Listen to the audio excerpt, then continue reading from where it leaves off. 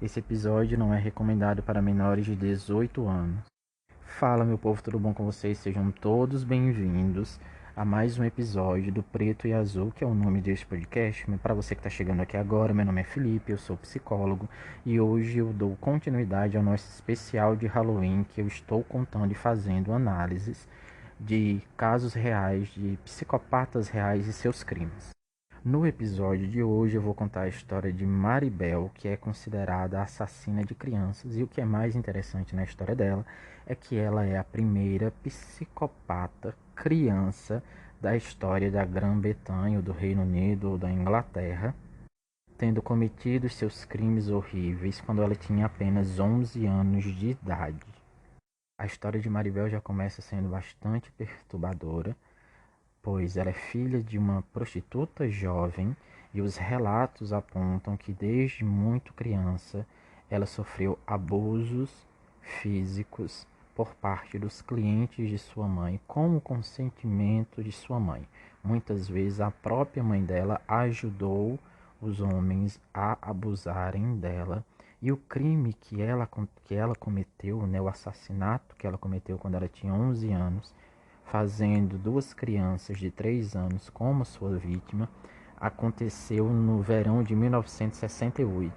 Por causa do seu crime horrível e pela sua baixa idade, né, ter apenas 11 anos, ela recebeu na época, na Grã-Bretanha, o título de semente do mal, por ser uma psicopata, uma assassina que tinha apenas 11 anos de idade. Desde pequena, Maribel, ela tinha traços relacionados à psicopatia. Ela maltratava animais e também tinha casos de enurese anormais prolongados. O que seria enurese? Enurese é fazer xixi na cama. E ela também já tinha vários casos e várias ocorrências relacionadas não à psicopatia em si, mas ao vandalismo, que está diretamente associado com traços de psicopatia, segundo o FBI, né, que é vamos dizer assim, que é uma polícia especializada lá dos Estados Unidos. O que é interessante também é que a Maribel, ela não cometeu os crimes dela sozinha. Ela teve a ajuda de sua melhor amiga na época, Norma, que ajudou e se envolveu diretamente no assassinato das duas crianças de 3 anos de idade que se transformaram em suas vítimas. A sua primeira vítima, ela fez, né, elas duas fizeram a sua primeira vítima em maio de 1968.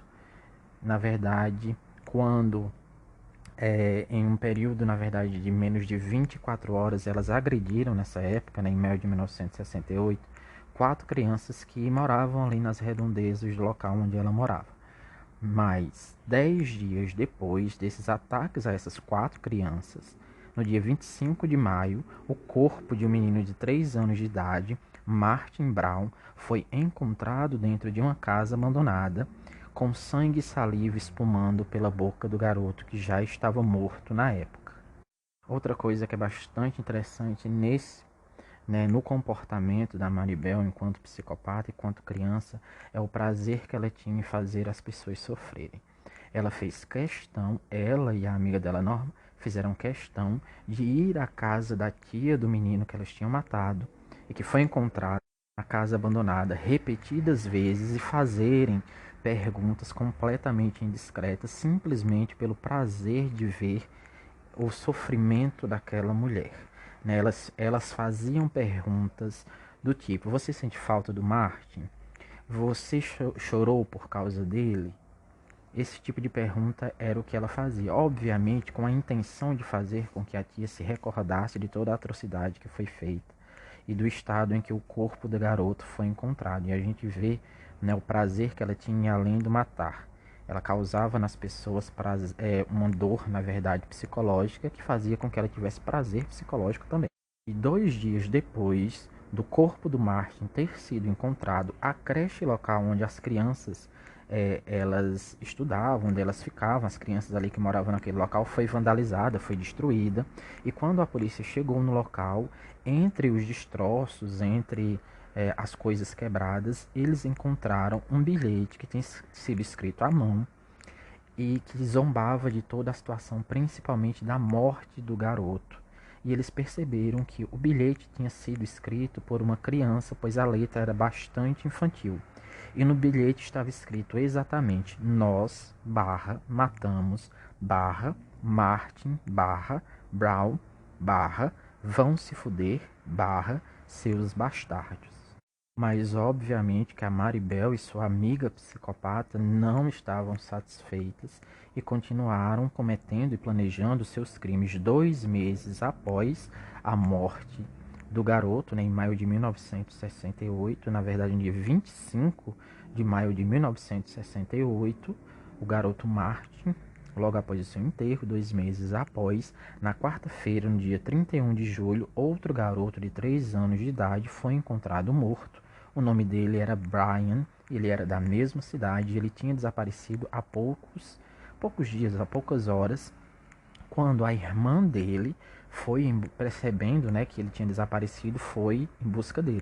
Enquanto ela procurava o garoto ali nas redondezas do local onde eles moravam, ela acabou encontrando a Maribel e a Norma andando pelo local. Elas duas prontamente se ofereceram para ajudar, né, a menina a procurar o irmão, que elas sabiam que ele estava morto, pois elas tinham matado ele. E então ela, a Maribel, né, a própria Mari, levou a menina até um terreno baldio, onde o corpo do garoto estava, e nesse terreno baldio era onde as crianças ali da redondeza costumavam brincar, nesse terreno. E foi lá que ela encontrou o corpo do irmão dela, né, com a ajuda da Mari, que estava entre 2 blocos de concreto, escondido entre 2 blocos de concreto. Dessa vez elas tinham sido elevado o nível de crueldade relacionado à morte. O menino que foi encontrado dessa vez, ele tinha sido estrangulado e tinha sido mutilado sexualmente com uma tesoura quebrada que foi encontrado próximo ao corpo dele. E não bastasse toda a maldade que elas já tinham feito, toda a tortura que elas tinham feito na barriga do garoto, a Maribel fez questão de escrever a letra M, ou seja, ela marcou, né, o crime dela, ela assinou o crime dela. Mas o que ela não sabia é que nessa época os policiais estavam desconfiados dela e da amiga dela, desconfiados que elas tinham participação nos crimes que tinham ocorrido e estavam vigiando ela. E no dia 7 de agosto, que foi o dia do enterro da segunda vítima delas duas, né, da Maribel e da Norma, o Brian, ela estava em frente à casa do garoto, observando toda a movimentação relacionada ao funeral. E ela estava sendo observada pelo responsável por toda a investigação. Na época ele estava observando ela, ele ficou espantado com o que ele viu. Né? Ele disse que todo o tempo ela estava com um sorriso no rosto e ela esfregava as mãos como uma forma de satisfação por tudo que tinha feito. E obviamente ele sabia naquele momento que ele teria que fazer alguma coisa, pois ela não pararia de matar junto de sua amiga.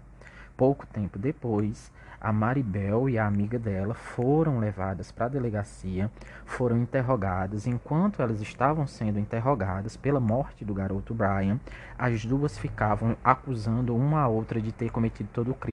A Maribel dizia que foi a Norma que matou ele e a Norma dizia que foi a Maribel a responsável pela morte do garoto.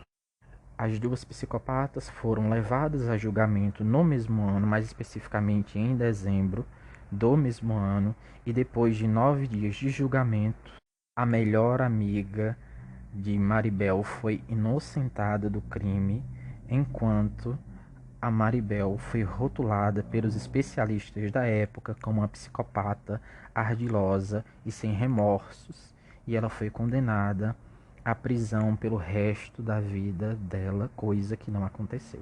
Como ela era uma criança, ela tinha apenas 11 anos de idade, ela não foi direto para a delegacia, ela não foi para a cadeia, na verdade. Ela foi levada para um reformatório e a vida dela foi cheia de polêmicas e indignação pública, né, por causa disso, por causa do tipo de coisa que aconteceu, né, do julgamento, como o julgamento ocorreu, e por ela ter sido enviada para um reformatório e não para uma penitenciária. Enquanto ela estava no reformatório, dentro de 2 anos aconteceram várias coisas. Dentre elas, ela acusou um dos supervisores, né, do local de abuso sexual. Mais tarde, ela foi transferida para uma prisão na qual se declarou lésbica e passou a desfilar com uma meia embolada e enfiada por dentro da calça. no meio das pernas, fingindo que tinha um pênis. Em 1977, foi transferida para uma instituição menos segura, da qual não demorou a fugir. Embora tenha sido rapidamente capturada, ela ficou foragida por tempo bastante para perder a virgindade com um rapaz que mais tarde venderia sua história aos tabloides. Antes que ela pudesse ter a liberdade condicional dela, em 1980, ela foi transferida para um centro de reabilitação, onde logo engravidou de um homem casado. Ela abortou nessa gravidez, mas se tornou mãe em 1984, após ser libertada da cadeia, e acabou fixando residência em uma pequena cidade, mas foi expulsa por moradores revoltados quando descobriram sua verdadeira identidade. E aí então ela conseguiu, após muita luta, encontrar um local onde ninguém soubesse sua história, até que em 1998 a história dela foi publicada em forma de livro lá no Reino Unido. O livro publicado na época se chamava Gritos no Vazio, a história de Maribel. As coisas ficaram ainda mais tensas quando a autora do livro revelou que pagou pela história, pagou para que Maribel contasse sua história, sua versão da história, para ter a ajuda dela. E aí a gente entra na parte de análise propriamente dita, lembrando que eu sou psicólogo e eu vou oferecer a minha visão do caso. Então é uma visão particular, são comentários particulares. Se você concorda, maravilhoso. Se você não concorda, tá tudo bem também. Então vamos lá. Comecemos por um fato, né? Desde o início a história é contada de que Maribel e sua amiga assassinaram duas crianças de 3 anos de idade cada uma. E aí, como foi contado também, elas duas foram julgadas. Maribel foi condenada e considerada uma psicopata fria, calculista, que não demonstrava remorso, e sua amiga, por alguma razão, foi considerada inocente. E aí inicia essa questão, como isso aconteceu? Já que as duas mataram os dois garotos juntos, porque uma foi condenada e a outra não foi condenada. Isso nós nunca vamos saber. Obviamente se tratam de duas pessoas com transtorno de personalidade antissocial, ou seja, traduzindo em miúdos, são duas psicopatas, duas pessoas perigosas, duas pessoas que mataram, planejaram, mutilaram, torturaram duas crianças de 3 anos pelo próprio prazer. Não existem motivos para condenar Maribel e não condenar a amiga dela. A amiga dela está diretamente associada aos crimes que cometeram. Mesmo que a amiga dela não tenha matado nenhuma das crianças, mas o simples fato dela estar ali no local, ou ela ter ajudado Maribel a, no mínimo, a captar essas crianças, torna ela tão culpada quanto. A amiga dela, Norma, é uma monstra tão ou até mais cruel do que Maribel. Então a gente não sabe, pelo menos não foi explicado, não existem detalhes suficientes para saber qual foi o envolvimento de cada uma no local. Sabe-se que Maribel teve um envolvimento maior, até pelo fato dela ter marcado uma de suas vítimas, né? Ela chegou naquele pico de confiança que é muito comum entre todos os psicopatas, em que chega um determinado momento em que eles estão tão confiantes naquilo que eles estão fazendo e que eles têm uma certeza tão absoluta de que ninguém nunca vai saber que eles cometeram aquele tipo de atrocidade, que eles cometem deslizes. E o deslize da Maribel, obviamente, foi marcar uma de suas vítimas com a primeira inicial do seu nome. E aí entramos em outra questão. O FBI, como dito, eles têm uma classificação que são possíveis indicadores de características psicológicas associadas a serial killers, mas que não podem ser levadas a ferro e fogo, né? Assim, essa questão de maltratos com os animais, da enurese, ou seja, de fazer xixi na cama durante um tempo prolongado, durante mais tempo do que as pessoas julgam ser normal, de praticar vandalismo, esse tipo de coisa são características muito vagas, né? Se a gente parar para pensar, todo mundo em algum momento já maltratou algum animal quando teve contato com ele. E se a gente parar para pensar, todo mundo já fez xixi na cama ou na calça em algum momento quando eu era criança. Se a gente parar para pensar também, para analisar nossas atitudes, em algum momento nós vandalizamos alguma coisa. Essas características, embora muito importantes, pois estão presentes em muitas das pessoas que cometem alguns crimes, elas não podem ser levadas e não podem ser consideradas como pontos assim extremamente significantes de que aquela pessoa é, é psicopata ou possivelmente vai se tornar um psicopata ou vai assassinar alguém. É simplificar demais algo tão complexo.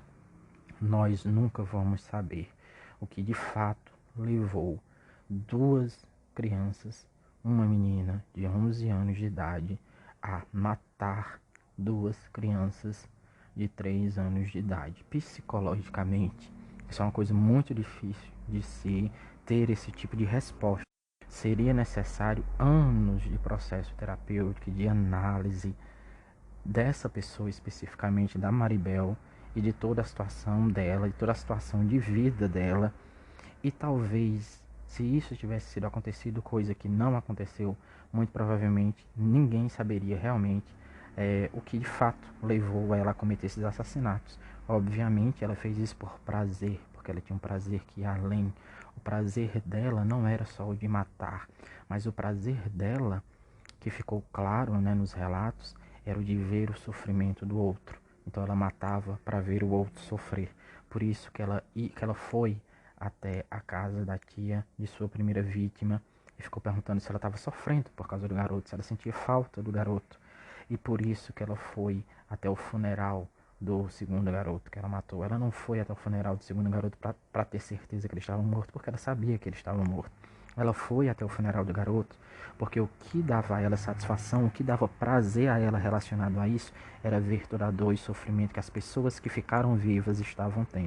Então, obviamente, isso revela que ela é muito mais perigosa e ardilosa do que as pessoas achavam, né? Porque o prazer dela era no sofrimento geral, no sofrimento da massa.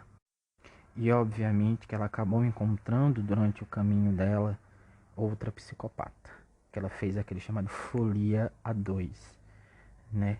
Em que ela encontra outra psicopata. E o que seria bastante interessante de ser analisado aí seria como elas chegaram a essa conclusão. Como elas, aos 11 anos de idade, provavelmente a amiga dela também tinha 11 anos de idade, chegaram à conclusão de que elas iriam ultrapassar a barreira da humanidade. Outra coisa bastante interessante é, como eu já comentei, é impossível, pelo menos dentro do Brasil, e até onde eu sei, pelo menos para a psicologia, não é possível que uma criança, ou seja, qualquer, na verdade não é nem uma criança, que qualquer pessoa que seja menor de idade seja diagnosticada como sendo ou tendo um transtorno de personalidade antissocial ou sendo o que as pessoas entendem como psicopatas e sociopatas. Porque, na minha opinião, não existe uma diferença entre psicopatia e sociopatia.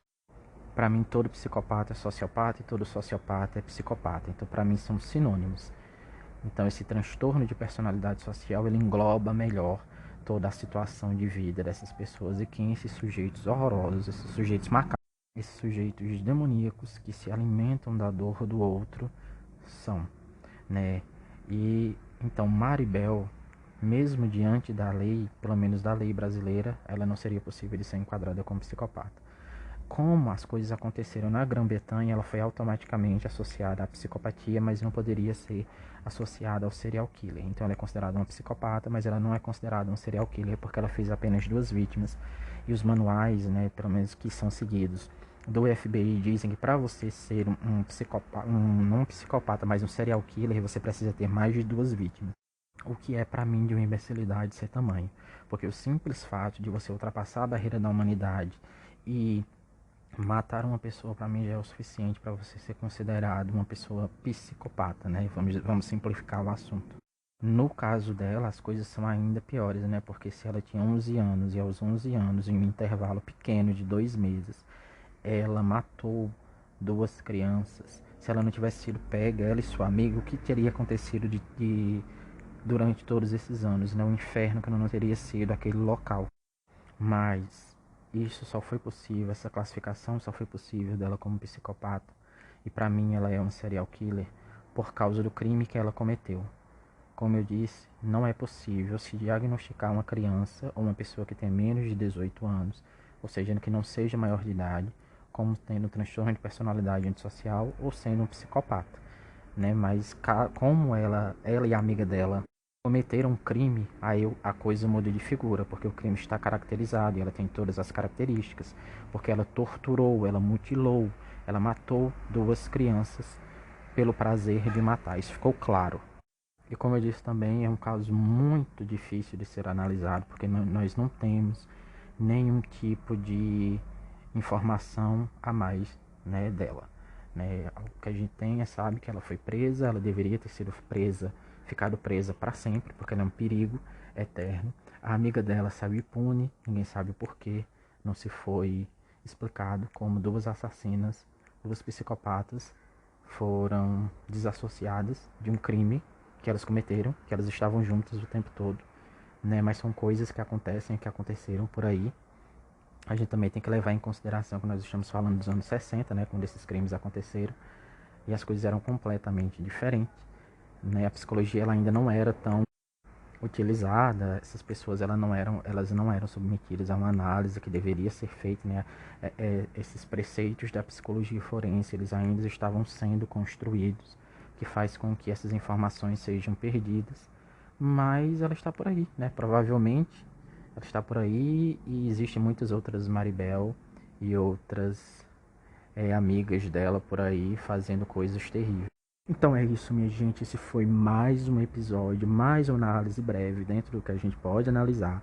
Uma análise psicológica de um caso real, de um crime real, um crime horrendo cometido por uma criança, a primeira psicopata, a primeira sociopata, a primeira criança com transtorno de personalidade antissocial, a primeira serial killer da Grã-Bretanha, ou seja, lá do Reino Unido, lá da Inglaterra. Se você gostou, não esquece de compartilhar com os amigos e de curtir todos os outros episódios que já tem aqui no podcast. Aqui você encontra episódios sobre Jeff Dahmer, sobre Ed Kemper e outras histórias reais. E não esquece de continuar por aqui, porque eu vou trazer outras histórias reais e outras análises de crimes reais nos próximos episódios. Até o dia do Halloween. Valeu, falou!